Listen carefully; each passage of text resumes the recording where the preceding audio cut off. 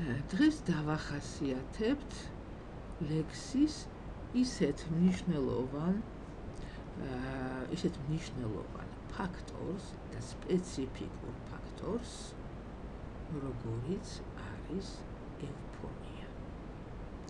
სპეციფიკურია ის ლექსისთვის იმდენად, რამდენადაც პროზისთვის ევფონია არ წარმოადგენს მის განმასხვავებელ, მის დამახასიათებელ არსებით ფაქტორს.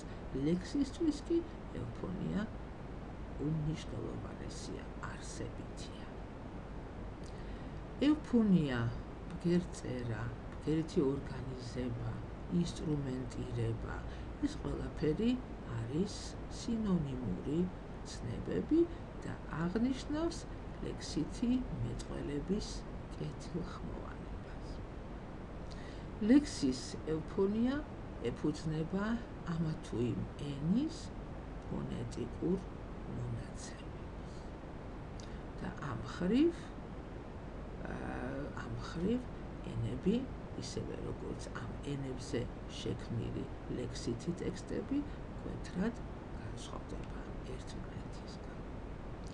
თეიმურას პირველის ნათქვამი სპარსთა ენისა სიტკბომან მასურვა მუსიკოპანი და გარდა ამისა მისივე ნათქვამი მძიმეა ენა ქართველთა არ უნდა მივიჩნიოთ ქართული ენის კრიტიკული დამოკიდებულების, მკვეთრად კრიტიკული დამოკიდებულების გამოვლინება, რადგანაც სპარსული ენა მართლაც მუსიკალურია, ტკბილია, ხოლო ქართულ ენას ორი პოლუსი აქვს: სიმძიმე და სიმსუბუქე.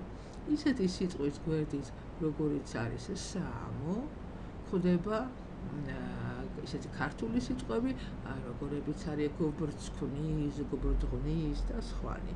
ეს გადავიდა პოეზიაშიც აისახა და ერთი მხრივ ბარათაშვილთან ხდება შესვი გამოს, მაგრამ მეორე მხრივ ასევე გალაქტიონთან ხდება ით მოაიავებს, რაც ძალზე მუსიკალური და კეთილხმოვანი გამოთქმებია, მეორე მხრივ კი ხდება განძრცვილ ვარ გრძნობით ილია ჭავჭავაძესთან ან ვაჟასთან ხელები ჯღრდესავით ჰკიდია. ქართულ ენას ახასიათებს ერთი მხრივ ესე იგი სიმსუბუქე და მეორე მხრივ ასეთი ერთგვარი სიმძიმეც. აკაკი შანიძეს ქართული ენის გრამატიკაში მოტანილი აქვს ვაჟას ერთი სტრიქონი. ღმერთს სთხოვდნენ ცოლ-ქმრის დღეგრძლობას, სადაც 8 ხმოვანთან თავს იყრის 26 თანხმოვანი. აკაკის ლექსის სტრიქონებში კი ჩვეულებრივ თანხმოვანთა სიმცირე შეინიშნება, რაც განაპირობებს აკაკის ლექსის გამორჩეულ მუსიკალურობას. თანხმოვანთა სიმრავლე მეორე მხრივ ხელსაყრელ პირობას ქმნის ლექსის ბგერწერული მრავალფეროვნებისთვის. ქართულ ზეპირსიტყვიერებაში ანდაზები, გამოცანები, შელოცვები გამოირჩევა ბგერითი ჰარმონიით და საერთოდ მთელი ქართული პოეზია კეთილხმოვანი ჟღერადობის საუკეთესო დადასტურება. დავახასიათოთ ალიტერაცია. ალიტერაცია ეწოდება სტრიქონებში ერთი და იმავე ან მსგავსი თანხმოვანი ბგერების გამეორებას.